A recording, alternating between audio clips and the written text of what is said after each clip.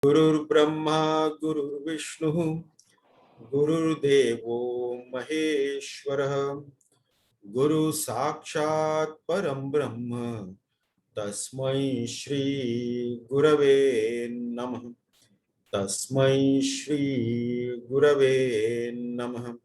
Sada Shiva Samarambham Shankaracharya Madhyamam Asmadacharya Paryantam Vande Guru Parampara.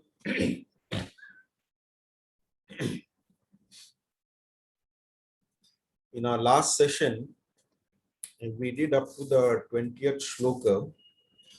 Ajnasya Vijnasya cha Vishwamasti Purvasya Drishyam Jagadeva Satyam Parasya Drishyashraya Bhutamekam Satyam Prapurnam Pravibhati Rupam.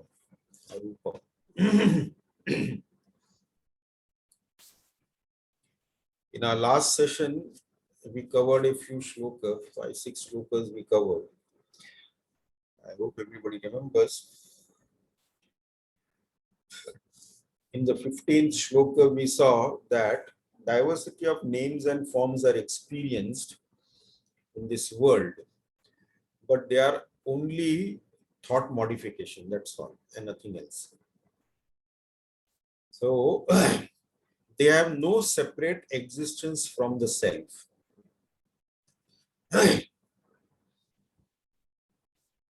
And this can be proved from our dream experience. We see the dream world. In the dream world, whatever we see, everything is nothing but thought modification.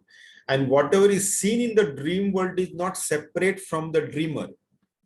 Similarly, whatever is seen in the waking world is not separate from the substratum or the pure self. As the dream world is not separate from the dreamer, and they are all thought modification. If we see a bus in the dream, there is no actual bus there. It is only the thought of that bus or the ship or a mountain or a tree or whatever that we see in the dream.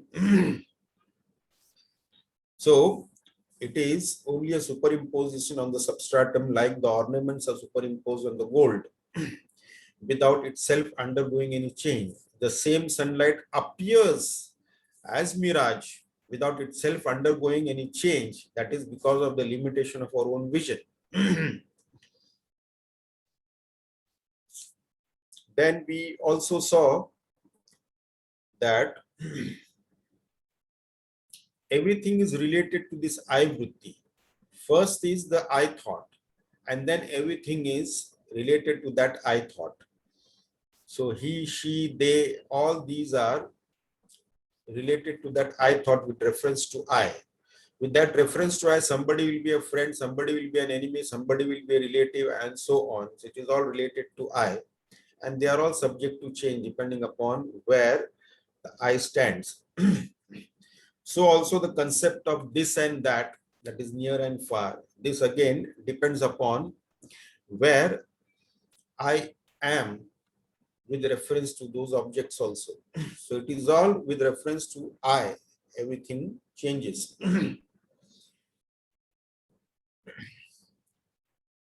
In the absence of I, of course, then there is no relationship established anywhere. There is no becoming, being or becoming. And this I is the cause of all problem. I, the ego. Of course, in the coming shlokas, we'll go into this ego because Ramana Maharishi's approach is very direct.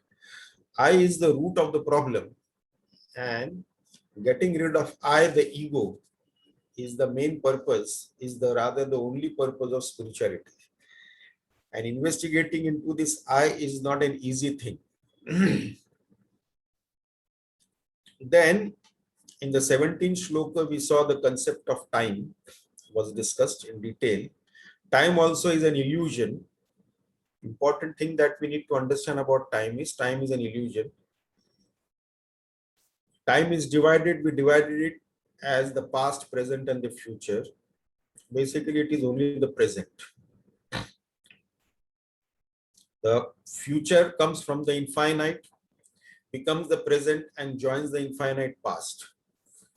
So we are only in the present moment. Present moment is the only reality, and present moment is also like a divider between the past and the future. Now we have also seen that time is an illusion, and we as the pure self, we are beyond the limitations of time. The concept of time manifests only when the mind manifests. Without the mind intellect equipment, there is no concept of time also. So if somebody is in a samadhi state where he has transcended the mind intellect equipment, he will have no notion of time. He may be in samadhi for several hours, or maybe a day or two. He may think he was there for just 15 minutes because there is no concept of time. Even somebody in the deep sleep state where the mind is absent, he may have slept for several hours. He may think that he must have slept for half an hour, something like that. But when he looks at the watch, he gets a shock. That is because there is no concept of time. We saw how time is defined. In science, we define time as an interval between two events. In Vedanta, we define time as interval between two thoughts. So if there is no thought manifestation, time is not born. With the first thought manifestation, time yet cannot be measured. When the second thought manifests, then the interval between the first and the second thought is measured as time. And therefore, the smallest unit of time is always second. Unless there is a second thought or a second event, time can't be measured. Now, the important thing that we need to understand here is that consciousness illumines the absence of thought or event. Consciousness is that which illumines the absence of thought as well as the event. So that means consciousness, our real self, our pure self, is before time. So it illumines that, and then the thought manifests or the event manifests, and the time takes place, time is measured. And when all the event ceases, the thought ceases, event ceases, again there is absence of time. So it is consciousness or the pure self is before time, and it remains even after all the events and all the thoughts vanishes, disappears. It still is there, consciousness. So consciousness is beyond the concept of time. That was discussed in the 17th shloka, and in the 18th shloka, the concept of space was also discussed. So space, of course, is the subtlest of the five Panchamahabhutas, or the five great elements. And it accommodates everything in its existence. And that which is the subtlest is all pervasive also. So the subtler the entity, more pervasive it is. Grosser the entity, less pervasive it is. Like that. But again, this space is also insentient, inert. There has to be a conscious knower to know the existence of space and its quality. So this consciousness has to be subtler than the space and also the substratum of space. So therefore, this consciousness, because of course, the body keeps on changing, the forms keep on changing. As the space is all pervading, so also consciousness is all pervading. We have seen the example of an atom also. In a solid looking iron piece, an atom is there, and 99.99999, 16 times you will have to put 9 there. 99.999999% of this atom is empty space. And electrons, protons, and neutrons, the nucleus, what is it occupies is very minute fraction of that entire space of atom. And it is all empty space. So that solid looking iron has got, every atom has got this 99.9999 how many times, that much percentage of empty space. So as the space is all pervading, even in that solid looking atom, so also consciousness, which is even subtler than space, is most pervasive. So this space also is superimposed on this pure consciousness. Then, of course, the thought was that the enlightened sage seems no different from an ignorant man in his day-to-day activities. Where does the difference lie? That was what was the question. So how can one make out? One cannot make out who is a jnani and who is an ajnani. Now, ajnani here means not illiterate. Ajnani is the one, he may be very well educated. Ajnani is the one who doesn't have knowledge of self. Atma Bodh is not there. Atma Jnani is not there. That is Ajnani. So, how can we recognize a Jnani from among the Ajnani? It is very difficult. Unless one, like a saint, can only recognize another saint. A Jnani, a Sadguru can recognize another Sadguru. A Jnani can recognize another Jnani. And an Ajnani or an ignorant person cannot recognize a Jnani because he doesn't know. So, this is what happens. The Ajnani or the ignorant person, ignorant of the self knowledge, he takes the body to be the reality. So, for him, everything associated with the body is real, the world is real, he sees the world as real.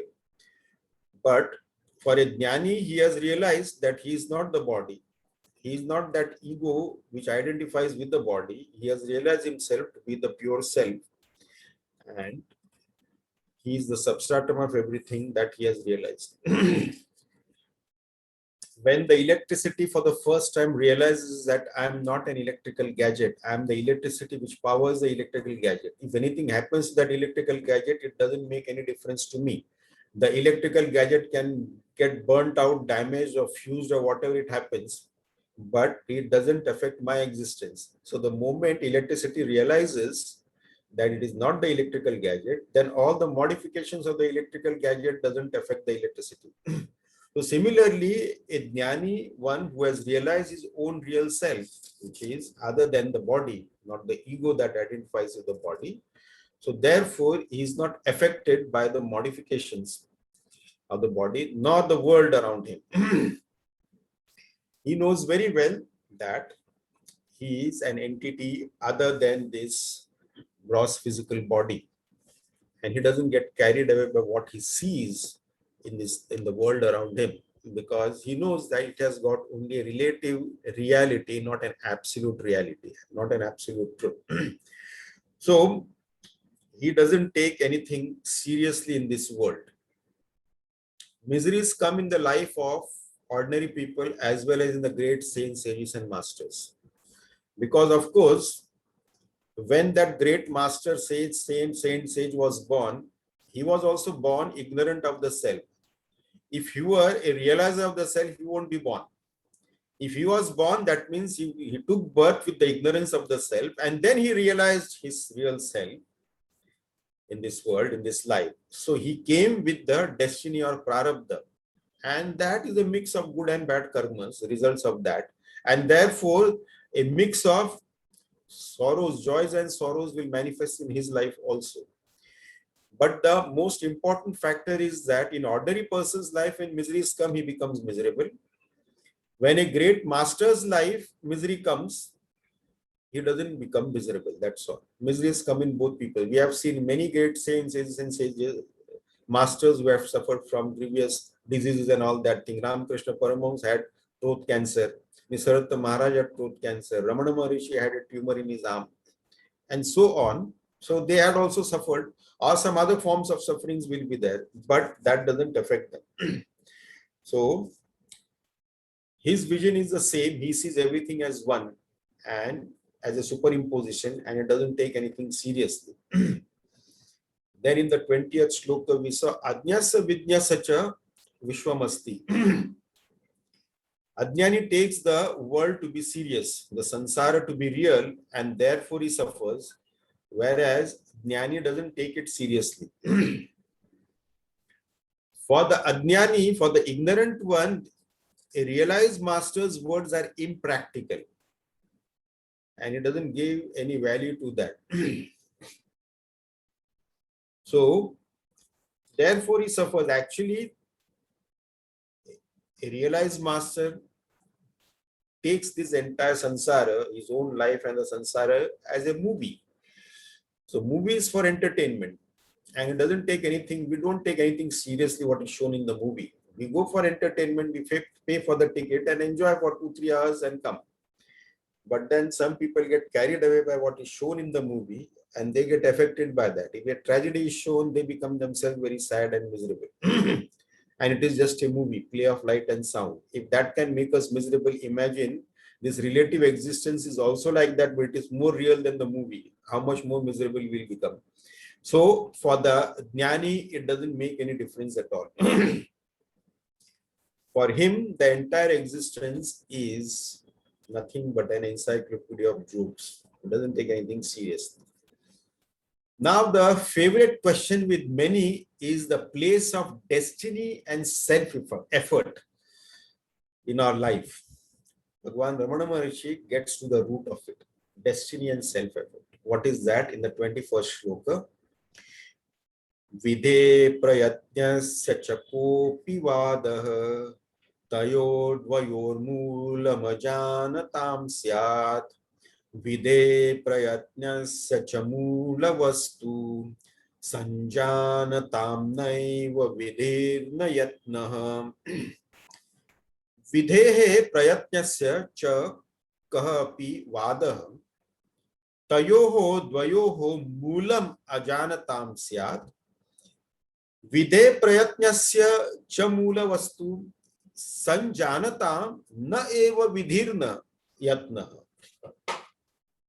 So here विदेह प्रयत्नस्य च क अपि वाद तयोः द्वयोः मूलम अजानता स्यात्. It is possible to talk of fate and self-effort for them who do not know the source of the two, or the root or the origin of the two, videhe and self-effort, that is destiny and self-effort. विदे प्रयत्नस्य च मूलवस्तु संजानता न एव विधि न यत्नः. The one who has known the root or the origin or the source of these two, the destiny and the self-effort, for him there is neither any destiny nor any self-effort. Now we will discuss this. We'll see what the problem is here. Prarabdha and Purushartha. Prarabdha, the destiny, Purushartha, the self-effort. So all problems start with the notion that we have a free will to act in this world. And of course, with a sense of free will, then a sense of doership notion, karta bhokta bhava, doership or the responsibility, and that is followed by pride and arrogance for the acts that we do. Or it may be guilt or shame also for something which we should not have done, and that is for our actions. And of course, hatred, malice and jealousy for actions done by others. If somebody does bad, we hate that, and if somebody is doing good also, we are jealous of that also. So that is because of this karta bhukta bhava, the doership notion. So we should analyze how much control do we have, how much free will do we have to exercise on ourselves, have over ourselves, and how much free will we can exercise on our actions. Now, if we start analyzing how much free will did we have on our birth, whether we wanted to be born or not, did we have a free will for that? And having taken birth, did we have a free will to choose our physical features? What must be our height? What must be our weight? And what must be the color of our skin? And how we should look beautiful, handsome or ugly, or just an ordinary look and things like that? How much free will did we have in that, deciding that? We didn't have any free will for that. Then who will be our parents? Who will be our siblings? Where we will be born? which place we'll be born, whether we'll be born in a slum or in a palace. How much free will did we have to decide on these things? Then, of course, how much free will do we have? At what moment, what our senses will perceive? At what moment, what my eyes will see, I have no freedom in that. I have no control over it. At what moment, what my ears will hear, I have no control over that. You see, our perceptions, we do not have control over our sense perception. What we'll see or what we'll hear at what moment. We do not have any control over what emotions, feelings, or sentiments will manifest in our mind at any given time, any given moment. We do not have control over at what moment, what thought will manifest in our intellect, whether it is positive or negative, good or bad, happy or sad, or whatever it is. We have absolutely no control over that. You see, so how much freedom do we have? So we do not have any control over how our internal body functions should go on. They are designed to function and they go according to their thing.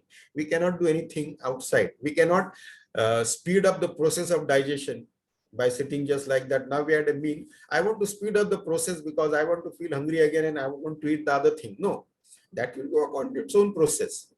Our respiration goes on. We have no control over that. At night time also, we are in deep sleep. The respiration goes on. Our heart has been pumping blood since birth itself, continuously, non-stop, 24/7, 24 hours every moment. We have no control over that, how it goes. So how much free will do we have? How much control do we have on our own self? Or the events that takes place in our life. So, and then how much effort that we put. This effort also is dictated by this destiny, or we have a free will to do that. We cannot exercise free will on so many things, and efforts also come. It is already decided or it is destined to do that. What is happening here? Now, when we talk of our free will, we put efforts also and we say that this I have done with my own free will. Now, let us also understand whether we really do anything with our own free will. If a decision is taken, and whether it is based on exclusively on our own free will, that also we need to understand. Because whatever decision that we take, it depends upon n number of factors. We say that this is my own free will. This decision I have taken out of my own free will. When we say that and we decide to do something, but that decision has been dependent on several factors. A decision that we take will be dependent upon our education, our knowledge, our experience, our financial status, our physical status, our fitness, physical fitness, psychological fitness, our relationships, our circumstances, situation, environment. So many factors go into taking our decision. The so-called decision, we say that I've taken out of my own free will. When so many factors, our decision was dependent on so many factors, can we really say that it is my independent decision? It's not. Now, for example, I don't like to carry an umbrella. If I can help it, I don't like to carry an umbrella. Even if it is drizzling a little bit, I would rather get a little bit of rain, drizzle on my body than take an umbrella. Okay, so that is my habit. Now one day it is raining pretty heavily and I have got to go out for some urgent work. So now I have to go out and it is raining heavily. It is not a light drizzle. So I decide to take an umbrella. Now, my decision of taking this umbrella, has it come out of my own free will? With my own free will, now I'm taking this umbrella out. No, I have been forced to take that decision of taking the umbrella. Given a choice, I would not take an umbrella. But now I have no choice. It is raining heavily and I have to go and attend to some urgent work. And if I don't take the umbrella, I'll be wet. A light drizzle I can manage somehow. So then I cannot say that with my own free will, I am taking this umbrella. No, I have been forced to take that. Many of the decisions are forced on us. The circumstances, the environment, the situation, all these things And then our own status also, our financial status will force decision on us, our physical health, our psychological health, our education, our knowledge. So many factors are there, our relationship with people around and things around us. So these are the things that force a decision on us. And then we say that this I have decided out of my own free will. I have decided to do this. So they are dependent on several factors. So like that, and therefore it can't be free. There is a scientist, Sir Francis Crick. I don't know if he's still there. He was awarded Nobel Prize for decoding DNA. According to him, things we do through choice and necessary has no scientific validity at all. That is what Sir Francis Crick says. He was awarded Nobel Prize for decoding DNA.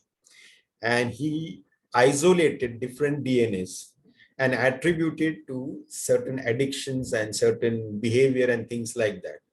For example, he says that a gene called D4DR, the one who has got this D4DR gene, he'll be prone to high risk behavior, like gambling or stealing or something like that, high risk behavior. So they will be having this D4DR gene. In short, the one who doesn't have this D4DR gene, that person will not be involved into high risk behavior. Similarly, he isolated another gene called as AGS3. AGS3 is a gene. If somebody has it, that person will become narcotic addict. Narcotic called that heroin. Heroin addict he will become. That means a person who doesn't have this gene, AGS3. So even if that narcotic drug heroin is given in a very beautiful gift packing, he will not touch it also. He will not bother about it. So similarly, there is another gene called as DAT1. The one who has got this gene will be addicted to cocaine. So how much freedom do we have? How much purushartha we have? How much free will do we have to act? Certain things are pre-programmed. You see, and therefore our behaviors are dictated by that. Once Bhagwan Ramana Maharshi was asked, is my lifting of this right arm on so and so date at such and such time is also predestined? This is as per my destiny or it is my free will? Why? This person was having a discussion with Bhagwan Ramana Maharshi regarding destiny and free will. So Bhagwan Ramana Maharshi said that this is also predestined and it is not out of your own free will. Because I told you that you do not have free will, your intellect has reacted to that, and in reaction you lifted his hand. It was not out of your own free will that you lifted your hand. To prove that what I'm saying is wrong, you are lifting it. It is a reaction to what I said. Your intellect reflected this, lifted your arm. So the thing is that there is no such thing as a free will. Dr. Benjamin Libet, a very famous neurosurgeon, he did some experiments and he came to the conclusion that manifestation of a thought in our brain is like a receiving station, like a radio. The radio is like a receiving unit instrument. So our brain is like a receiving instrument only, like a radio. So radio itself doesn't produce any program. So the program is produced somewhere in the studio, and then if it is tuned, then it can receive the sound waves from there. So similarly, our brain is also, it receives. So a thought manifests in the brain first, and according to Dr. Benjamin Libet, a thought manifests in the brain first, and we become aware of that thought after a fraction of a second. And same experiment was carried out in Max Planck Institute in Germany also. They also came to the same conclusion that manifestation of a thought in our brain and our being aware of that thought, there is a fraction of a moment gap is there. That means, what it means is that these thoughts do not belong to us. They manifest. And when they manifest, we capture those thoughts and say that these are my thoughts. Then we want to have a copyright on that. All rights reserved, and then the patent and things like that. And then I have to get royalty for that. So nothing is original. No thoughts are original. All knowledge have always existed. There is no new knowledge coming up. We only happen to discover it. When we tune your mind, like we tune the radio in a particular station to catch a particular program, similarly, when we tune our mind like a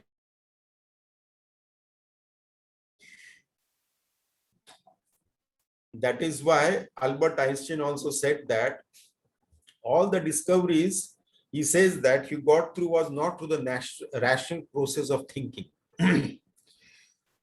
So, therefore, Vedas are called as Apaurusheya. No Rishi takes credit for any Upanishad. A Upanishad may be attributed to a Rishi, but that Rishi is not the author of that Upanishad.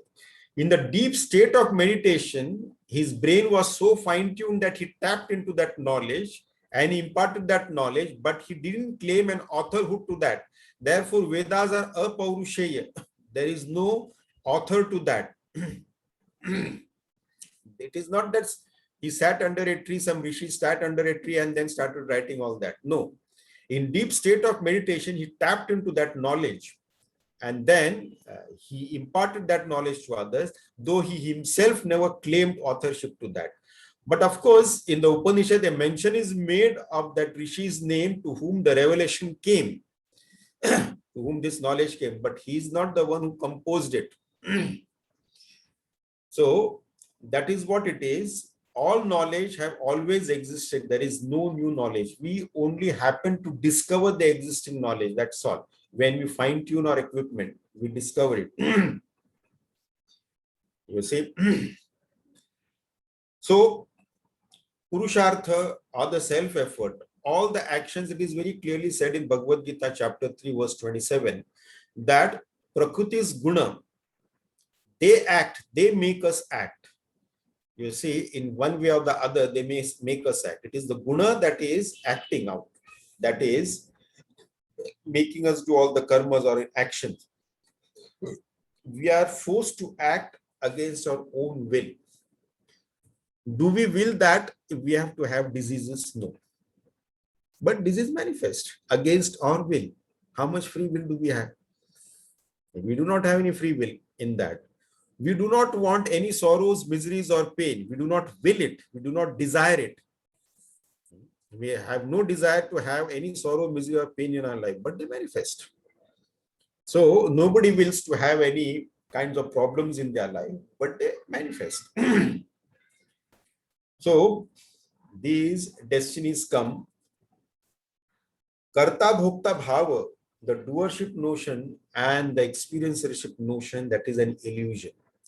Even that I notion is an illusion. As we have seen, the thought manifests first in the brain and we become aware of it afterwards. That means this thought doesn't belong to us. We, like fools, capture the thought and say, this is mine. And I have to have all the rights reserved for this particular thought. And of course, then we suffer. Then why is my mind giving all negative thoughts? Why am I having all negative thoughts? Why am I having all bad thoughts? Now, because we have possessed it as our own. It has come from somewhere. It has manifested in the instrument called the brain. Who told to capture it and say that it is mine? This is my bad thought, my good thought, and all that thing. So this is what happens. If we are witness to that, then we don't suffer. So deeds happen. Deeds are done, events happen, deeds are done. There is no individual doer thereof. That is what Lord Buddha also says. Now, what is a programmed entity? Pure self is not a programmed entity. You see, that has to be understood very clearly. When we are talking about, so this is only the body is programmed, it is designed, and it will go according to the genetic programming of the body. All the bodies have been programmed. They have got their own genetic programming. And they will have their lifespan, the types of diseases that body will suffer and all that thing, that is already programmed according to genes and everything. DNA or gene plus programming and all that thing comes. Now, whatever happens in our life, whom should we blame? Because human beings have this habit of blaming others for all the problems that come into their life, blaming other people, situations, circumstances, weather, the personal conditions and or politics and things like that. We want to get a scapegoat for everything. So we want to blame others. But if we understand destiny and self-effort of prarabdha and purushartha, what is this destiny? Destiny, we have ourselves designed it by our past karmas. What we are experiencing in this our present life, we have ourselves only. We are ourselves responsible for that. No one else is responsible. Whether it is good or bad, we are responsible for that. If something good is happening in our life, we are responsible. Maybe we have done some good karmas in our past life, so we are experiencing something good. If we are experiencing something bad in our life, maybe because of some negative karma in my past life, some bad karma that I have done in a past life, I am experiencing this negative result of that, or something bad experience that comes in our life. So we have no one to blame. Our destiny has been designed not by God. Our destiny has been designed by our own past karmas. We have no God also we cannot blame. Forget about blaming anyone else. Oh, God has not given me a good life. We are ourselves responsible. We gave God the blueprint. Now in this present life, through our actions, the kind of actions that we do, the kind of emotions and feelings we entertain in the mind, the kind of thoughts we entertain in our mind, the kind of words that we speak, we are making a blueprint for the next life. And then we'll give this blueprint to the Lord. And then according to that blueprint, he will design our body, mind, intellect, equipment according to that. How can we blame the Lord for that? I have designed it myself, and that is how I have got it. I have no one to blame. So, of course, the best thing is that not to take the form again. That should be the sankalpa. Taking the form is not a good thing. But at the same time, we should ensure that we do not do anything for which we'll have to pay a price. And we have ourselves to blame. And therefore, this destiny, whatever we are experiencing in our life, we have ourselves. Only we are responsible for that. No one else. By no way we can blame anyone else. When we are born here, we bring with our birth along with us all our friends and enemies and everybody we bring, because we have to get all kinds of experiences. So we have brought them. If some enemy is there in our life, in this life, that is because we have brought them from the past life, because of the karmic bondage which we have not settled in the past life. So this life at least we'll have to settle it. So like that it goes. So therefore, we have to be very careful what actions you perform, what kind of emotions and feelings we entertain, what thoughts we entertain. So we have to be a witness, because these things will come on its own accord. As long as we are a witness to that and don't get carried away by that, it will not affect us. Only identifying with that and then getting carried away, then it will start affecting us, whether it is positive or negative thoughts or emotions. Actions are done. And then through speech also. So what words we speak, that will also affect us. How we speak and what effect those words have on others, that will have a powerful effect. So whether it will have a negative impact or a positive impact, that is bound to affect us also. Now, having said that, many claim to have seen the Lord. Sri Ramana Maharshi explains what is true Ishvara Darshana. Now we have to understand, this is an interesting topic. What is true Ishvara Darshana? 22nd shloka. Yadi shaturvikshanameekshitaram avikshtanmanasike kshanam syat nadrashturanya paramohitasya vikshasvamule praviliya nishtham. Yadi ishituhu vikshanam ikshitaram avikshatat manasik akshanam syat na drashtuhu anyah paramah hitasya viksha swamule praviliya nishtha. So now here, ikshitaram avikshya ishitu vikshanam yat tat manasik ikshanam syat. So that vision of the Lord, which is without seeing the seer, can only be a mental vision. Mansik ikshanam syat. That can only be a mental vision. Drashtu anyaha nahi paramaha tasya. So the Supreme is not there other than the seer. So drashtuhu anya nahi paramaha tasya. Viksha swamule praviliya nishtha. So his vision is the absorption and abidance in one's own essence, one's own source. You see, swamule. Now here, Lord is, of course, nirgun, nirakar, no formless, attributeless, etc. And therefore, it should be nameless also. You cannot even give a name to an entity which has got no form, no attributes, no qualities, no color, nothing.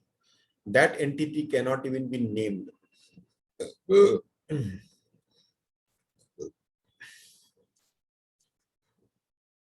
And therefore, it can't even be put into words. That entity which cannot be compared with anything can't even be put into words. This is what it is. So the body, the whole world appears in that Lord, the pure self or Paramatma or the supreme self, whatever one wants to call that entity. So sometimes that absolute entity may take a form and then destroy that form also, or make the form disappear also. It is like this. In the ocean, due to the cold weather, sometimes ice is formed on the ocean surface. And when the temperature heats up, then that ice melts and it becomes water again. So from the same water, a form appears in the form of ice because of the cold weather. And when the temperature heats up, then what happens is that again, it becomes water, formless. It becomes. Similarly, because of the coolness of the devotees, devotion, love, and faith, this infinite entity may appear to take a form temporarily. And with the Jnanagni, with the fire of knowledge, that form disappears and becomes the formless supreme reality. So, this is what happens. Lord is not known to take any form. In his true nature, the Lord cannot be known unless he is brought down to the finite level. Then only we can say that, okay, it is out of devotion only the devotee brings him to a form, to a finite level for his convenience of worship. Otherwise, the Lord doesn't have any form. Of course, we have seen the avatars like Sri Krishna and Sri Rama and so on. These avatars are no doubt there. So, these visions also that we get, it is Manasik Vikshepa. Manasik Vikshepa, Ikshanam Manasik. That is only a mental vision.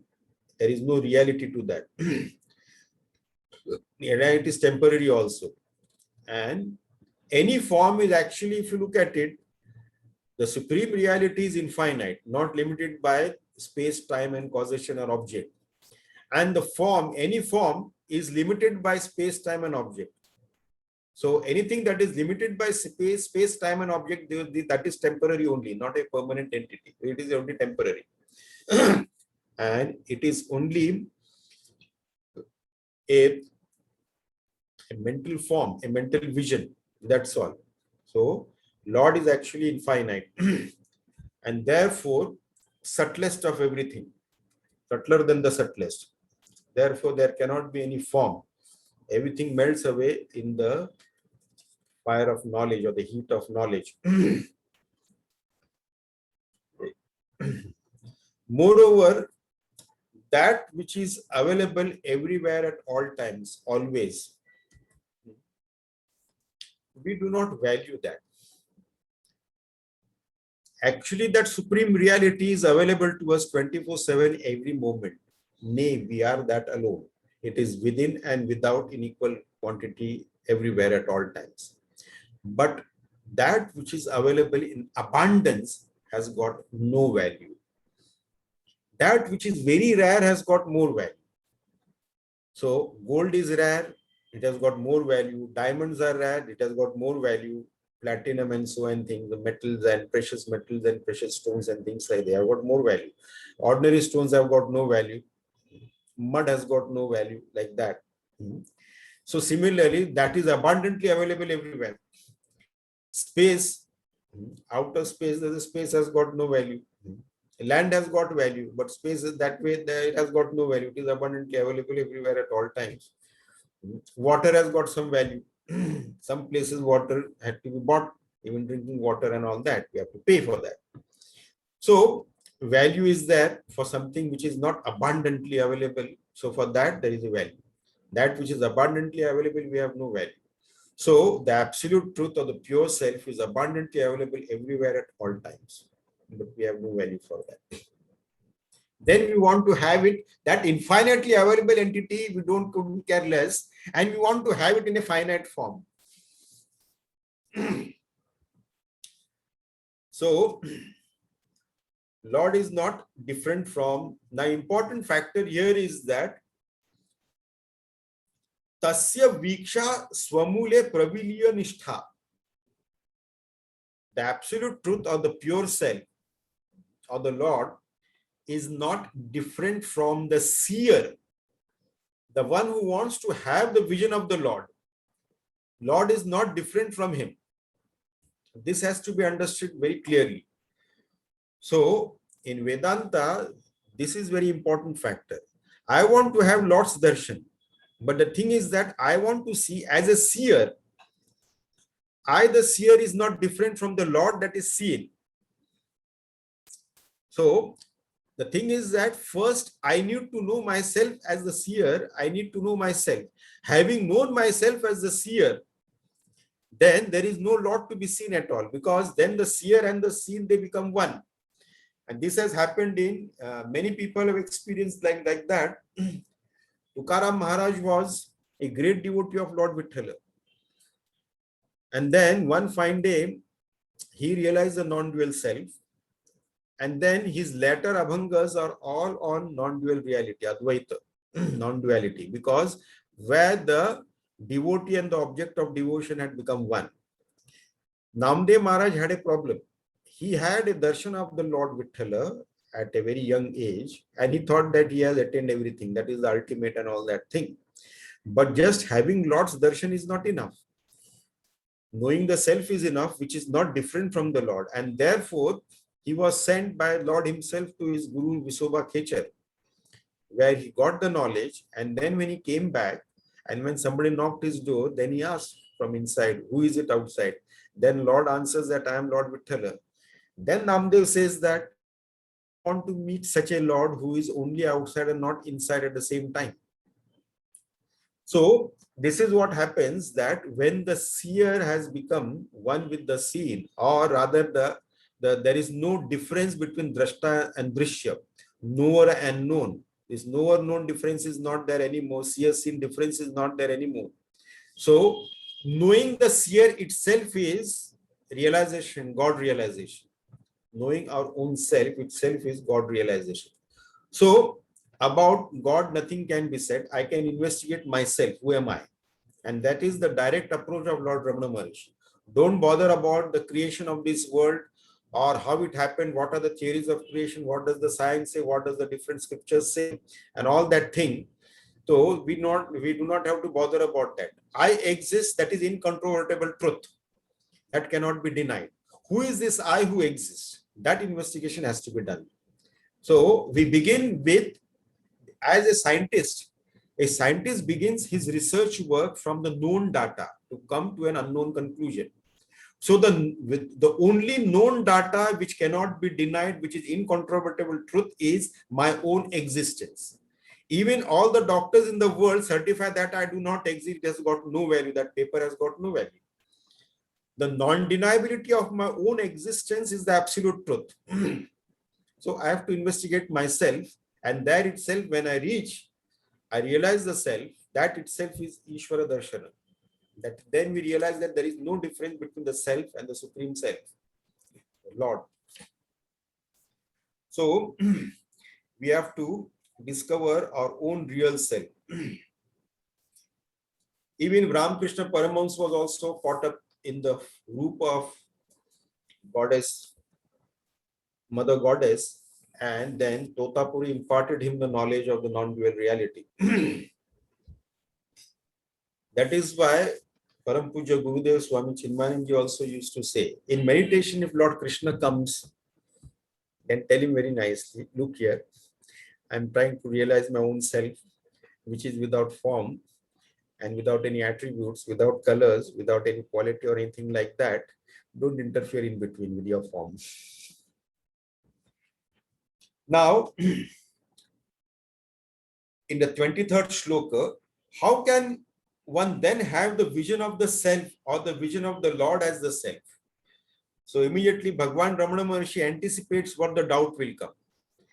Now, in the previous shloka, it was discussed of what is this Lord's vision or Ishwar Darshana. Now, having explained that, unless you know yourself, knowing yourself is Ishwara Darshana, now here he tells us a technique. How can then one can have the vision of the self or the vision of the Lord as the self?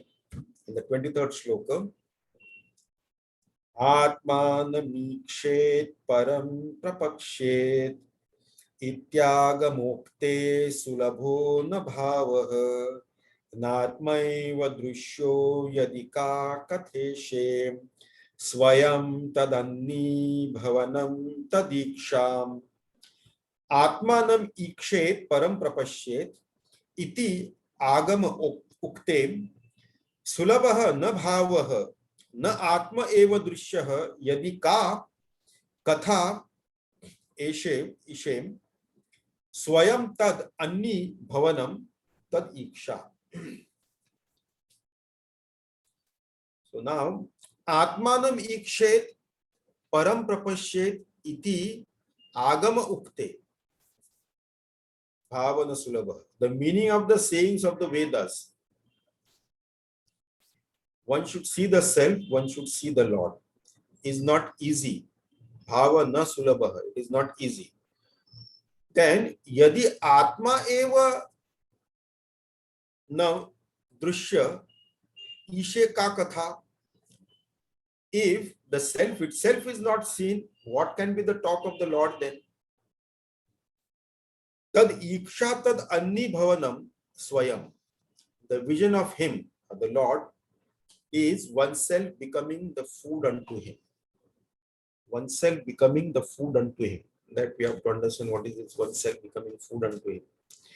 So in the worldly knowledge, because we always objectify. So scientist also works by objectifying things. He doesn't investigate his own self. That is why all the scientific investigation and everything is in the realm of matter and energy alone, not in the realm of consciousness. That with the help of which the investigation of matter and energy goes on, that itself has not been sufficiently investigated by the modern science or at any period of time. Only the rishis investigated that. So objectification is always there. We cannot say that Atma, look, what is the shape, size, weight and all that thing, the qualities and all that thing, it cannot be studied because we are studying our own self. So that cannot be removed like that and studied. What are the chemical properties and physical properties and so on. So because of this habitual objectification, the seeker also tries to objectify Atma. How is this Atma? Where is this Atma? And so on. So seeking in spiritual field is different, not like in the worldly matters. Therefore, meaning of seeing the self is seeing the Lord is difficult to understand. This is na sulabha, bhava na sulabha. It is very difficult to understand, very difficult to comprehend. Self being one with the seeker. The seeker who is trying to see the Supreme Lord, he is not different from that Supreme Lord. They are actually one. So it is not very easy thing. Therefore, it is very difficult. So self being one with the seeker can't be seen as an object So by the sense organs of the mind, we see the objects of the world through the sense organs, mind flowing through the five sense organs. We see and experience the objects of the world, but this is the subtlest, subtler than the subtlest. It can't be seen. Mind can see electrical gadgets, it cannot see, we cannot perceive, eyes cannot perceive electricity. So like that it is. If I am unable to abide in my true self, then the talk of the Lord is all waste of time. First, I have to know myself. I don't know about the Lord anything, but I know that I exist. Regarding the Lord, there are so many concepts are there, theories are there. What is his actual form? What is its real form? Where does he abide? And whether it is finite, infinite, and then what was he up to before creating this world? And so many questions are there which cannot be answered like that. So that cannot be said, but I know that I exist. So the easier thing is to investigate my own self rather than investigating God. That is not required. And that is futile also, useless, because we'll go nowhere. So Ramana's method is very simple. Lord's vision is oneself, that is the ego becoming the food to the Lord. You see? Now, when we do puja to the Lord, we offer Nevedya. When Nevedya is offered, it is believed that, the belief is that the Lord takes the essence of that Nevedya. Lord, of course, doesn't need to eat or drink or anything like that. It just takes the essence and then it becomes prasada, which is distributed to everyone, like that. Now here Bhagwan Ramana Maharshi is saying that we have to offer that Nevedya. Here he says that offering oneself as food to the Lord. Offering oneself as the food to the Lord means exactly doing what?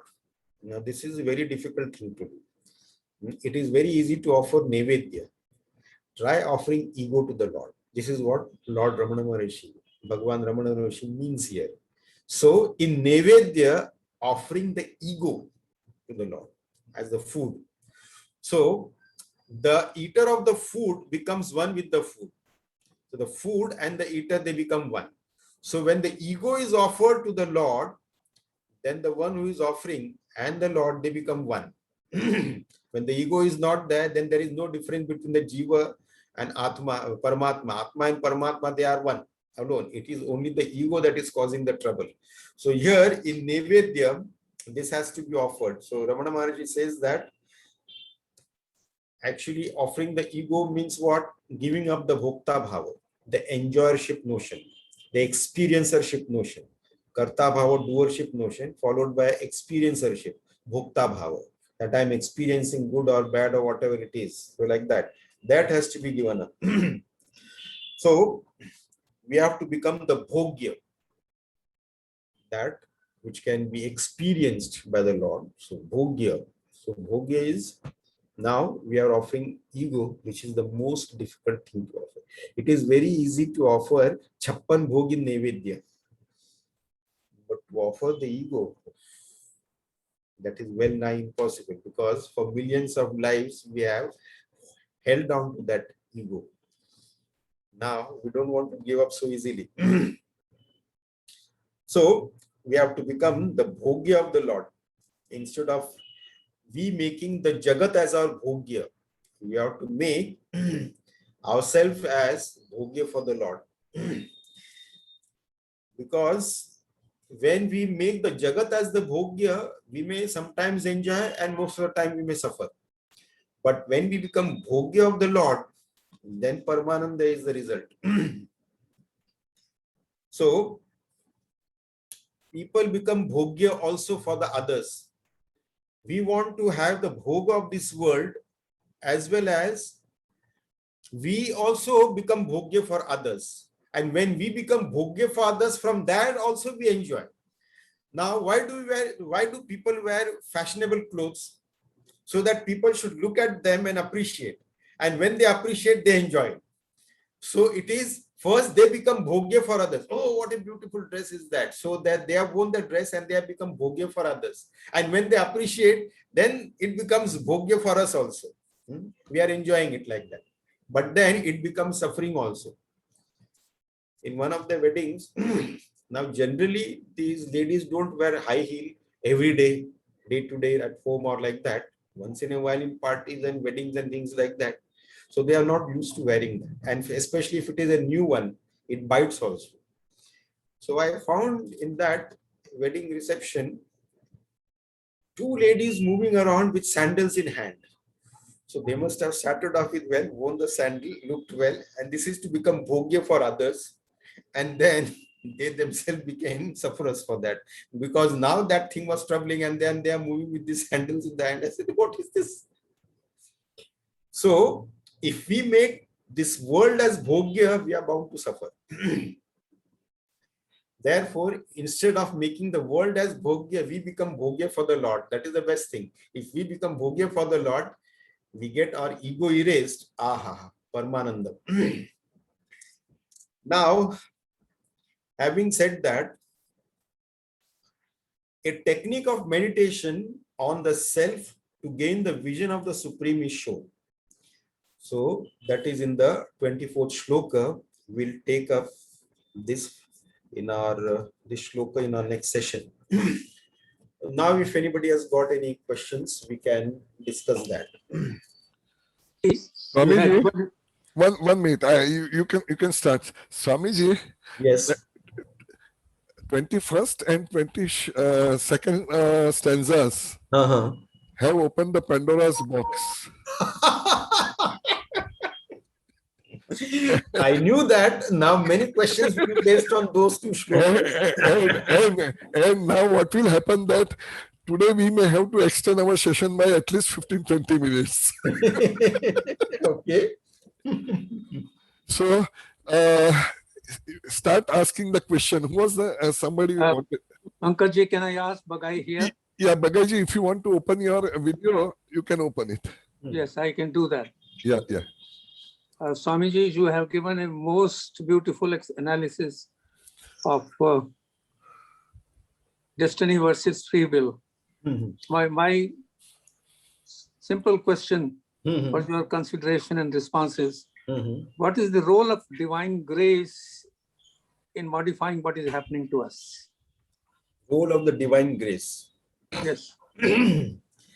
Well, role of the divine grace is a very big one, but divine grace has to be earned. Okay. There are two things. One is grace, the other is blessing.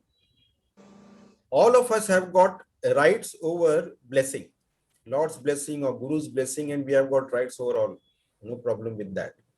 But the grace has to be earned by our own acts, by our own sadhana. We have to earn the grace. Grace doesn't come easily.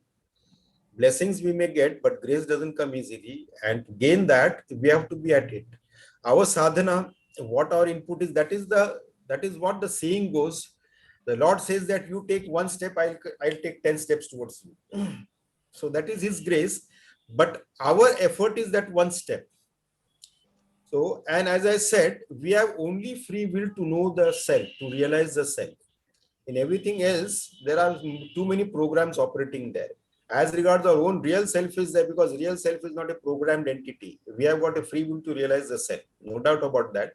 But we get constrained by a lot of attachment and things like that, wrong identities and attachment, we get constrained by that. So whatever efforts that we put into the realization of the self, the sadhana that we do, that earns us the grace. And grace has an important role to play. When we reach a point where we have nothing to do, that is when the divine grace plays the role. Either it is the Sadguru's grace or whatever we can call it. It has got different names, divine grace or Sadguru's grace or master's grace or whatever it may be. That is, that helps us in covering up the last step. The last entity, when something is holding up, that is when the grace plays the role, and then we are out of it. But for that grace to manifest in our life, we have to create a conducive environment for that. Then that grace will manifest in our life. That will amount to intensity of devotion, creating a atmosphere for us to be helped. That will mean Will it mean intensity of our devotion? Intensity of our own sadhana. Okay. Thank you, Swamiji. Thank you very much. Hari Om, Hari Om. Who else?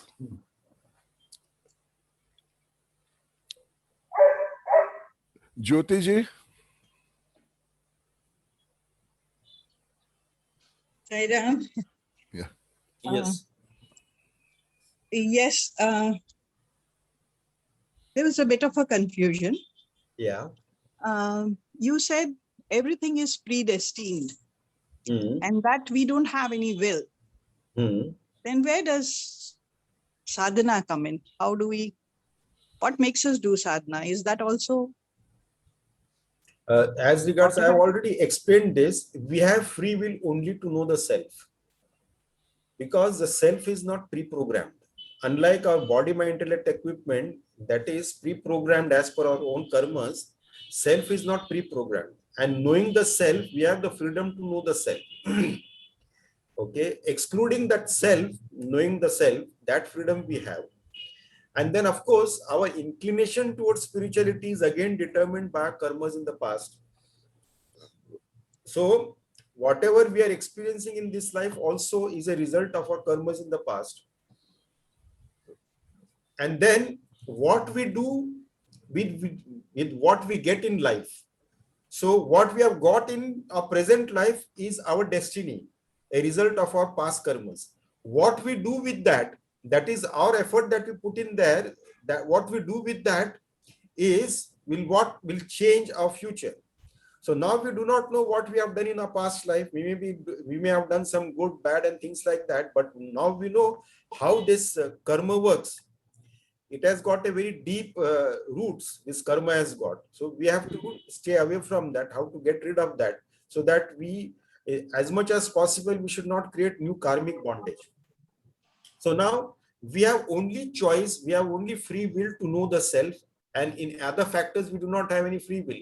Now our body has been programmed, genetic programming is also there, and so many factors are there. We may be prone to certain types of diseases, we may not be prone to certain other types of diseases depending upon the genes that we have inherited, and we cannot do anything about it. This body has been already pre-programmed. In Padma Purana, it has been said that 5-6 things are predetermined and we cannot do anything about it. That leaves little by way of free will. First thing is that our birth. Our birth is predetermined. When, where we will be born, who will be our parents, who will be our siblings, and all that thing, that is predetermined. We don't have any choice in that. That also has been determined by our own karmic bondage of the past life. That is one thing. Number two is that our education, that is predetermined. How much educated we'll be, nothing less, nothing more. Number three is that our profession, and it may not commensurate with our education. We may be educated in something and we may be having some other business or other job or something like that. That need not be the same. Number four, how much money we'll earn in this life. Not a penny less, not a penny more. That is predetermined, fixed. Then number five, our lifespan, our experiences in this life, the quota of joys and sorrows that we experience, that is also predetermined. Nothing less, nothing more. We have to experience and exhaust it. Then our lifespan, not a respiration more, not a respiration less, that is predetermined. And when, where and how the body will drop dead, that is also predetermined.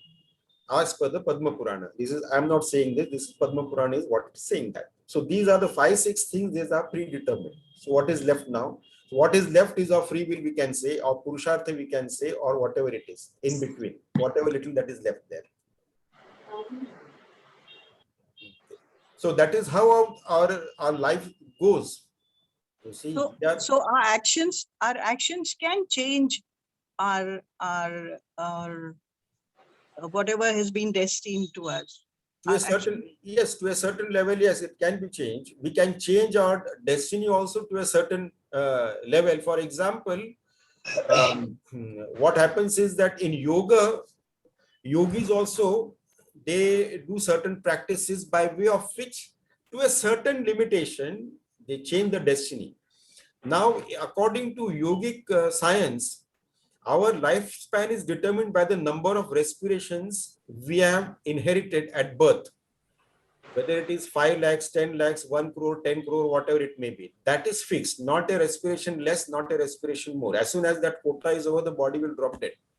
Now, to exhaust that quota of respiration, as per the yogic science, it may take 60, 70, 80, 90 years, whatever the time span may be.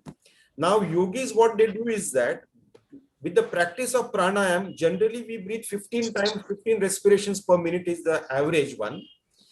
And with the pranayam practice, they reduce the number of respirations per minute is reduced. So they can bring it down to 5 respirations per minute or 3 respirations per minute. So if they are taking 3 respirations per minute, so they are saving 12 respirations, and they increase their lifespan by 4 minutes every minute. So that is how yogis live for 400 years, 500 years, and all that thing. That is because of this yogic practice. But for that yogi also, the number of respiration, the quota of number of respiration that he has inherited is the same. He cannot increase it, he cannot reduce it. Only with this yogic practices, sometime he can increase his lifespan this way. So very little freedom is there, very little free will is there in those aspects. But during this period, he can very well direct his effort towards knowing the self. The sadhana he can do, adhyatmic sadhana he can do. There is a very famous case of Chandev Maharaj in Maharashtra. He lived for 1400 years because when he was a yogi, he was told that his guru will come 1400 years later on. So he was waiting for his guru, who was none other than Sant Jnaneshwar Maharaj. And then he met and he was imparted that knowledge in Chandev Pashashti. And then he got the realization. So he did it by yogic sadhana, by Kaya Kalpa.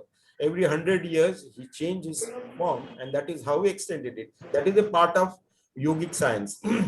So this way, one can do it to a certain limit. But otherwise, we cannot do anything about it. So only thing is that now we have inherited, we have got our prarabdha. We can, what we do with what we have got, so we can change our future. In the present life also, we can change our future. And if you do not realize the self in this very life, at least in the next life, we'll be born into a family where all are very spiritual, great saints, or masters, where we start doing the sadhana right from our childhood itself, and that would be the last. So we can increase it, we can change it to a certain extent. So we have got an opportunity now, we should not waste this opportunity. So that is what it is. So free will is there, very limited, only to pursue the self. Okay, thank you, Swamiji. Swamiji, you talked about intensity of this thing towards God. So that intensity, we have the free will. I have seen some people so intensely in love with God. I am not. So why? How can I increase my intensity? You can increase your intensity, because anything to do with Lord and the self, realization of self, or to do with Lord, then you get a lot of help, you see. But if it is something to do with the worldly thing, that you have to put your own effort there. So you have to struggle. Then your destiny will also depend whether you will get success there or not. So all those many factors are there. But when it comes to spirituality, of course, there are other forces working in your favor, depending upon how sincere you are and how hardworking you are, determined you are. See, our sankalpa should be strong. I always say this, our shraddha, sankalpa, our determination, sankalpa, that only one sankalpa we take before going to bed, after waking up in the morning, and throughout the day, or whenever we get hurt, or we have a negative experience or something like that, we have to repeat the sankalpa. This is my last. I will not take any form in any realm, in any loco ever again.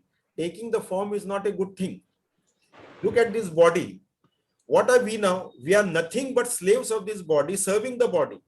We have to wake this thing up in the morning, this body, then take it to the toilet, take it to the bathroom, give it a bath, put a cloth on that, feed something to that. If you don't give a bath, it will start stinking.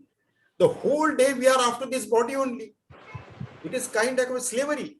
So who wants to take this form again? So the sankalpa should be very strong. And plus aches and pains will come, various diseases will come, and then run to the doctor, run here and there, and then put some medicines in that, take the treatment or surgery, and then that will cause another set of pain. Who wants this nonsense? Nobody wants it. So the sankalpa should be very clear, very strong.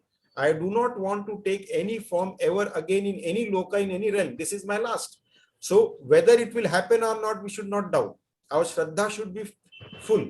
Strong Shraddha has to be there. With Shraddha, Bhakti and Prema, we take the Sankalpa before we go to bed. As soon as we wake up, we take the Sankalpa again. Anytime during the day we get hurt, physically or emotionally, we take this, repeat the Sankalpa again. When our Sankalpa is strong, Shraddha is fully there, we'll be at the right time, in the right place, and we'll get the right knowledge and right guidance, and then it will give us a stimulus on a spiritual path. It will stimulate us on the spiritual path. It will help us that way. This I'm talking from my own personal experience. So that is why I've experienced it. When the determination is strong, things fall into place. You should have Purna Shraddha. There has to be one altar where we surrender completely without any reservation. That has to be there. And then you see the miracle. In fact, many people want to experience miracle. I tell them only one thing. Have Shraddha, complete Shraddha. Surrender at one place completely and you will see miracles happening every day. But that doesn't happen because of our ego. That surrender doesn't happen. That Shraddha is, that ego is so strong, it will not allow us to surrender completely. But once that happens, we can see miracles happening often. We don't have to go anywhere to experience miracles. We start seeing the miracles and miracles happening in our own life often. So that Shraddha has to be there, the Sankalpa has to be there. And then things will help us. But I can pray for that Shraddha, no? Huh? I can pray for that Shraddha, no? Yeah, that is the only thing we have to ask in prayer and nothing else. When we pray to the Lord, what should we ask for? We cannot ask for any worldly things. We have to ask for the Shraddha only. Total Shraddha in you. That is what we have to ask for. And when the Shraddha is there, where total surrender is there, then you see the miracles happening. And then everything will fall into place. First, that Shraddha has to be there. Total surrender.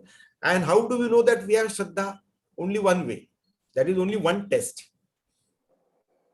Where there is Shraddha, there is no trace of worry. Shraddha and worry. Shraddha and Chinta cannot stay at the same place at the simultaneously. In our mind, one of the two can be there. Either Shraddha or Chinta. So how do we know that we have 100% Shraddha in our Lord? By this sign. Whether there is any trace of any Chinta, any corner of our mind, any worry in any corner of our mind. If we have no Chinta whatsoever, no worries whatsoever in any corner of our mind, that means our Shraddha is Paripurna. If there is any doubt or any Chinta or any worry in any corner of our mind, that means our Shraddha is not complete. It is not 100%. There is some flaw in our Shraddha. And when we have this Shraddha, we see things happening in our life. So the total surrender has to be there. Swamiji, Yes. I know from where Chaya Aunty and Satyam Bagaiji, they asked this question. What the question is like this, which although they have not put in the same words. What is the difference between devotion and sadhana? Devotion and sadhana. That is basically they want to know that intensity of the devotion should increase or intensity of the sadhana should increase. You cannot separate the two. You see, bhakti and sadhana cannot be separated at all. They are, because whether you are a follower of bhakti yoga or follower of jnana yoga, bhakti is there in both. Both the journeys begin with duality only. In bhakti, the duality is between the bhakta and the object of devotion. In knowledge, the duality is between the guru and shishya.